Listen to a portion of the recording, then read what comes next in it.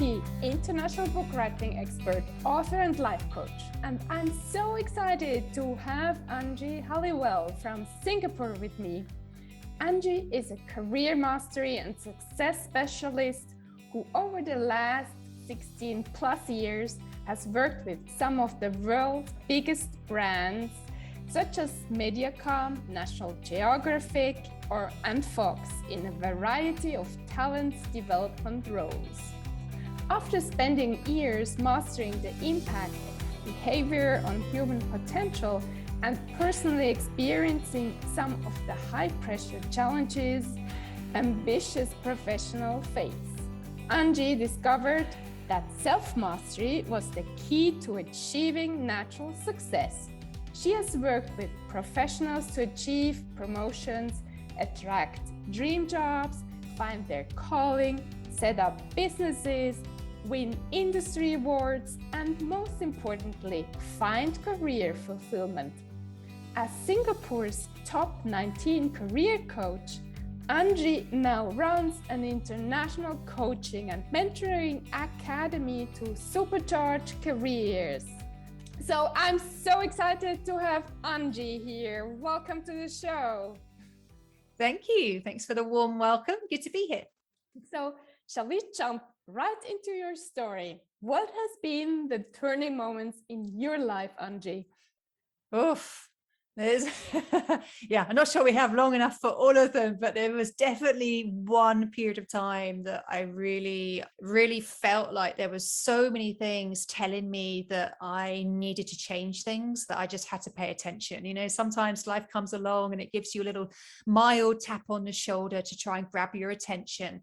Well, that had happened a few times, and now life was throwing some boulders at me to try and, grab my attention. Say, hey girl, you're not doing what you should be doing. There's something else out there for you. But at the time you get so wrapped up, don't you, in working life, that you don't always sort of spot the signs. You kind of have a sense, but then the next email comes in, the next deadline comes in, the next management meeting gets popped in your diary, and you get so distracted by life. And at that point in time, from the outside looking in, I had a very successful career. I'd worked my way like a good girl. I'd worked my way up the ladder, had my education, had my good career, had my marriage, had a nice house, had a nice car. So I had that cookie cutter lifestyle, right? But I always felt that there was something that wasn't quite aligned in what I was doing. Like I was in talent acquisition and talent development for more than a decade, by this point. And I just felt like something was off. And I was in a very toxic environment at the time. I had a very challenging relationship with my boss. There was a lot of friction within the team, within the environment, and it was really taking its toll on my mental health. It was taking its toll on my emotional health. And of course, working in London, which at the time I was also working extraordinarily long hours, because that's just the way it is when you have a high-flying career in London. So all in all, life was just not fun anymore. There was no pleasure in that. I was just exhausted. We were trying to conceive at the time, and we weren't having any joy. And honestly, I'm not surprised looking back now that we didn't have any joy in that, because my body must have been holding so much stress and so much tension. And even still, I didn't really do too much to change things, even at that point. And the one thing that really, they say things happen in threes, right? The third thing that came along that just made me go, do you know what? This is just not worth it anymore, is when my dad got diagnosed with cancer. When something like that hits the family, you sit up and you pay attention, because there's a part of you that's like, crikey, how close does it have to get before I start making changes, before I start doing something that's more aligned to who I am, the person that I'm meant to be out there in the world. And rather than just bumbling along in a world that's not really where you belong, but you do it because you've kind of been taught that that's what you do, but you're miserable and you know you're miserable. So that was the real turning point for me. I remember I actually gave my job up because someone needed to look after my father.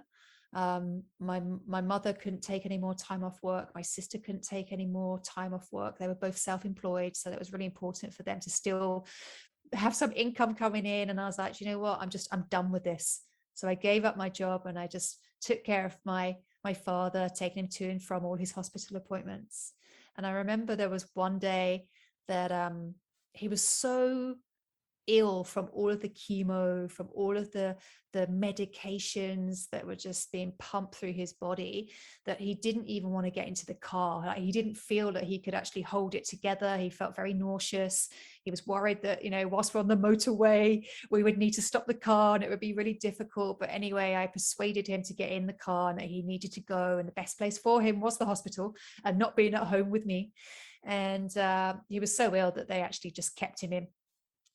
They kept him in at that point, and he ended up being there for about another couple of months. And that day where he was admitted, I just kind of left that hospital, kind of relieved that he was in the best place, but also very aware that I've just left a ward. I just left a cancer ward. I've left a cancer ward of people that are really sick. They would love to swap places with me. They would love to be walking out of that ward with their health. And the only trouble that they have is that they feel like they're overworked and they're underpaid. And all of these things were in my control, but they couldn't control their situation anymore. It had gone beyond that. And I just remember saying to myself that I had so much opportunity ahead of me, so much time ahead of me, that I needed to not waste it. I didn't want to waste another day in the poor me mentality.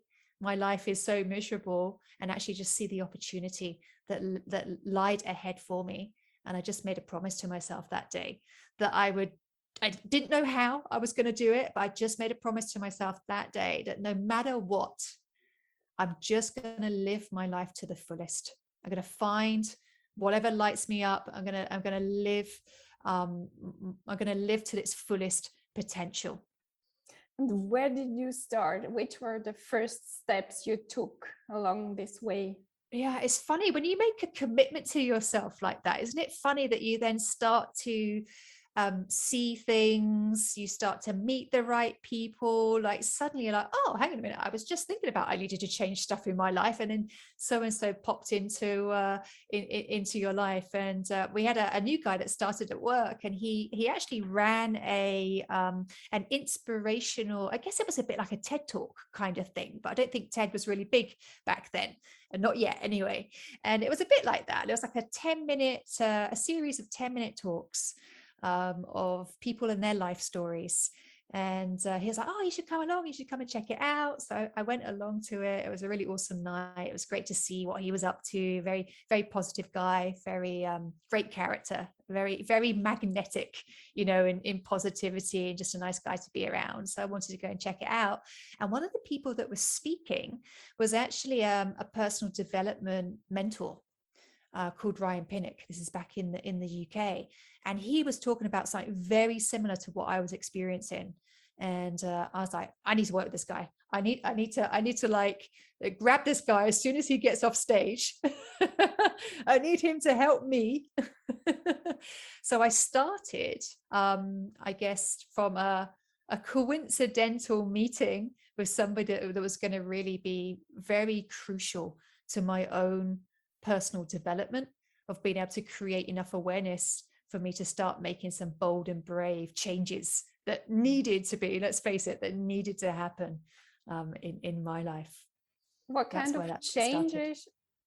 Sorry, what kind of changes did you do? Do you remember? It's funny because it always is, isn't it? Like with personal development, it's very internal. In fact, it's going to be internal first before you see something external. I know we're so used to like wanting to change things out there. Like if we don't like our job, then we go and find a new one. And yes, that makes sense. But are you just moving from one fire into another? Have you really identified and addressed what it is that you didn't like about this one, so that you know that it's not going to be the same when you jump into this next one. So we're very good at fixing the external, but of course personal development focuses you on the internal first. So I think there was a lot of just self-awareness that started to be heightened around perhaps some of the behaviors and the mindset that I had that were actually creating the situation that I was in. It wasn't there was like a societal cookie cutter approach that we all are taught in the way that to have a successful life. Yeah, for sure, that was happening. But I can't blame that. I couldn't blame that. You know, we all have our own awareness and our own decisions, that choices that we can make, right? It doesn't have to be that way. And it's our responsibility to work against that if we don't feel it's for us. So I started to just increase my awareness, understand more about who I was, understand what it is that fed me on a deeper level, like particularly professionally, because I did feel very lost professionally. I've always been very career driven. I've always been very fiercely independent and ambitious when it comes to my career. So I really wanted to, and I really believed that there was a career path out there that I hadn't quite found yet that was more suited to me. And I just was very focused on that. And through personal development, it really helped me understand what that path looked like, so that I could then, take steps to go down it. And I think, that kind of journey, like it's not an overnight thing. You can't go to a 2-day workshop and expect for that to happen, right? It's something that has to evolve. Weekend workshops are awesome and you will get something out of them, but this is kind of a little bit of a longer term thing, right? And I think it probably took me about 18 months of doing some work on myself, of being coached, being mentored, for me to then go, oh, do you know what, this is what I'm going to do, this is my plan. And then I started to take some more concrete steps, in actually changing things on a bigger scale once those kind of little tiny shifts internally had happened. Yeah. Did you start journaling or meditating, or did you do more physical work? I mean, working physically on you? Yeah, I didn't. The kind of work that I was learning with Ryan was just being present. That's essentially what he was teaching us, just to be present, so that we could get clarity on what it was that we really wanted and desired in life, rather than all of the other white noise that clouds your better judgment. So I think really what I was learning is how to be still, how to be present. A lot of it was through self-reflective exercises, a little bit of meditation as well. There's some guided meditations in there as well. I've never really been one for journaling until later in my journey. It wasn't something I was necessarily doing then, but it's definitely helped me in later years. Because there's so much, right, that was going on in our heads. We got to see it. You've got to verbalize it to somebody, or you need to write it down. But either way, you've got to get it out of your head and out there into the universe somehow, so that you can see it, so you can understand it, and you can take ownership of it. So I think journaling came a little bit later in life for me. But the things that I was finding really useful in my very early stages of personal development was guided meditation and some bespoke self-reflective exercises that Ryan was taking us through in the trainings, which actually it's funny here. You start to learn different modalities and you start to see the similarities between things. Like there's nothing that unique out there in the world anymore, I don't think, when it comes to personal development. I think people have just sort of taken something and then kind of put their own sort of va-va-voom on it and kind of, made it their version of something. But there's a lot of similarities between, NLP and mindfulness. And I can see all of these different influences sort of coming into what I was learning at that point in time. But of course, I didn't know that at the time, being a personal development virgin back then. And how come that you moved from London to Singapore? Oh, that was actually my husband's fault. No, it wasn't his fault. It was his doing, though. It was his job took us to Singapore, but we'd actually both lived in Asia before. I don't know what it is. I have this attraction, a magnetic attraction to Asia. I used to live in Hong Kong when I was 19. I ran away, stroke, was being really brave after a breakup, after university years, and went to Taiwan to teach English, loved it. And this was the third opportunity to now come back to Asia. And it just felt right. Just felt like the right thing to do. And we've been here for 6 years now. Great. Yeah. So if someone comes to you today, Anji, what do you tell her or him when he is unfulfilled in his job and all the stuff you experienced many years ago? Yeah, it's like looking into a mirror. When I'm having these conversations with people, I can 100% empathize with how they're feeling, the place in their life that they now stand, and there can be a real hopelessness to it, just like not knowing what to do. I attract very self-aware people anyway. That's just naturally who gravitates towards me. So it's not that they don't know that they have a problem that needs to be changed.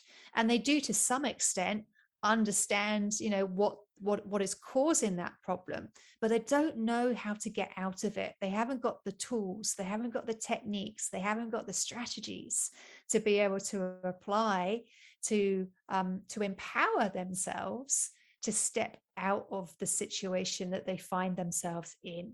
So I think the first thing that I do when I am looking in that mirror of me 7 years ago is there's a very deep connection and empathy that I'm able to display, because I really have been there, really have lived it, really have breathed it. But I also think it's really important that it's great if you can share an experience with somebody because you've been through it, but it doesn't necessarily mean that you can get somebody else through it. Yeah, that's not necessarily always the case, right? But fortunately, as part of my genius, as part of my gifts and talents, figuring out what people should really be doing in their careers is part of mine. I guess my background was kind of pointing me towards that without me quite identifying that. I think the second thing that I just say to people is that there's two things that are kind of needed to get out of that space. One is absolutely mindset. Being able to rise above all of the self-doubt, all of the not knowing, all of the confusion, all of that stuff that the ego is just throwing at you to try and keep you where you are. And it does it very successfully, right? It's really good at doing that. But becoming aware of when that is happening and being able to push through it. So the mindset part is really important. And although I 100% believe that mindset is absolutely crucial for any journey of change, that's got to be in place, there is also some tactical stuff that also needs to be there. There has to be, I guess it's a bit like the yin and the yang, isn't it? See, I have this thing about Asia. They kind of complement each other. There's these two things that kind of complement each other. And yes, there's the internal, there's the mindset of being able to kind of let go of old ways of thinking that've got them to this point, but they're not going to get them to the next point, and just sort of upgrade that side. But also having a strategy, having a plan, having some tools and techniques that can actually help navigate and direct them to go off and implement.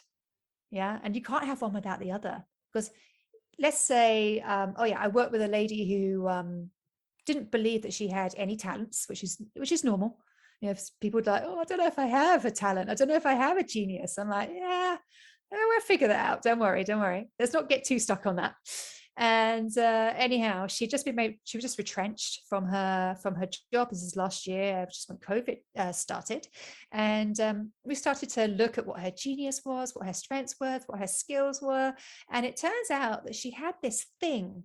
It was just this thing at the back of her mind about working with flowers. She wanted to arrange flowers. But that was like a world away from anything she'd ever done professionally. That was a world away from what her parents wanted her to do in her career. It wasn't a lawyer. It wasn't an accountant. It wasn't a dentist. It wasn't a doctor. And she was just like, but there's no money in that, Angie. I was like, oh, really? No money, huh? And she went off and explored it, as I encouraged her to do. And she started to sell her flowers just for cost price and donated the proceeds to charity. And they would get snapped up. She would post them online on an expat forum here in Singapore, and they would get snapped up. And I was like, if people didn't think they were nice, they wouldn't buy them. Like, the market's not kind like that. It's just not going to buy them. And anyway, she started to get more confidence. She started to get more self-belief. Like, there has to be some tangible action and tangible results that you get, as well as strengthening your mindset, because they go hand in hand, don't they? And within 4 months, she had set up her online florist. She was working 3 days a week, and she had matched the base salary that she was earning in her full-time job, the one that she got made retrenched from. Right? So All because, beautiful. exactly, all because she found what it was that really lit her up, what she was really naturally gifted to go off and do. And she had the bravery and the mindset to do it, as well as the tactics to go off and do it. Both are needed. Do you have similar stories? Yeah. Yeah, not always setting up business, because that's not always for everybody, right? People have different ambitions. Maybe people want to be a freelancer, and they want to maybe have a little bit more independence in working on different projects and be more of a consultant. That's generally what kind of happens in the latter years of working life in terms of desire. But it doesn't have to be that you want to be a business owner. You know, there was a lady that works in procurement, and she'd also just been made retrenched. Actually, that was it's not always the way that people are made retrenched when they come to me, but it is, of course, something that's been happening over the last 18 months. And she worked in a very senior role in procurement, and she had always been the breadwinner of the family. And she got to a point in her career where she was a director. She had shares in the company. It was a tech company, and she just got to a point, and she was just like, I don't know if I want to do this anymore. Like, it was just like one day she kind of woke up and went, I just don't know if I want to continue doing this for the next 10 years, the next 15 years. You know, I kind of feel like I've had a really good run, and maybe it's just time to kind of hang up these shoes, right? And just try on a different pair. And we worked with each other to explore a little bit, right, around, well, what could she do next? Because there's the very rational explanation, isn't there? Well, I've done this, and I can manage people, and I've worked in procurement, and that would naturally lead people into that kind of path, like something that was probably not too dissimilar. But actually, when we started to pull all the pieces together, not just what was very rational, but also what she just desired, you know, some of the natural gifts and talents that hadn't necessarily fully emerged out there, you know, in what she was doing professionally, but obviously were present elsewhere in her life, you know. And when we started to pull those together, it seemed really obvious that she wanted to install life skills in young girls, so that when they enter the workforce, they don't have this glass ceiling mentality when they leave school, leave education, and join the workplace. Because if they don't have that glass ceiling mentality, then there is no glass ceiling, right? Then it's so much easier for them to be able to rise the ranks and not hold themselves back in any way. And she decided that the best way for her to do this, because she loves sport and she likes the team environment, is that she retrained as a football coach, training young girls, so youth teams, specifically girls, and she took them to championships. They were winning, and it was her way of installing life skills to prepare them for the future, because she had a young girl that was just leaving primary school. One day that was going to be her, right? So it just meant something to her. There was something very authentic and really resonated with her with that type of work. Very different from procurement, very different, right? But it was the right thing for her to go off and do next. Brilliant, Anji. Yeah. If someone wants to work on his own, just for starting to change something in her life, What would you recommend to do? Yeah. It's change is like, it's one of the hardest and the most simplest things to do.